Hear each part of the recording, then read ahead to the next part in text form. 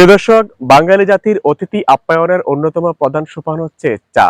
দর্শক, চা বলতে আমরা যে স্থান থেকে সবচেয়ে বেশি প্রাধান্য দিয়ে থাকি সেটি হচ্ছে সিলেটের শ্রীমঙ্গল কিংবা সিলেট জেলাকে। হ্যাঁ দর্শক, এই প্রেক্ষাপটটা আমি কিছুটা ঘুরাতে চাই। এই মুহূর্তে আমি সেই চা বাগানের উৎপত্তি স্থল নিয়ে আসতে চাচ্ছি প্রাণের কুমিল্লায়।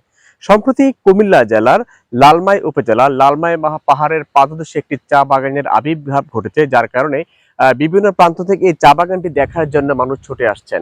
আমরা এসেছি এই চা বাগানটি দেখার জন্য, আপনাদেরকে দেখানোর জন্য। দেখতেই পাচ্ছেন যে অনেক সুন্দর সবুজ প্রাকৃতিক মনোরম পরিবেশে কুমিল্লা সদরে। আমি লোকেশনটি আপনাদের বলে দিচ্ছি।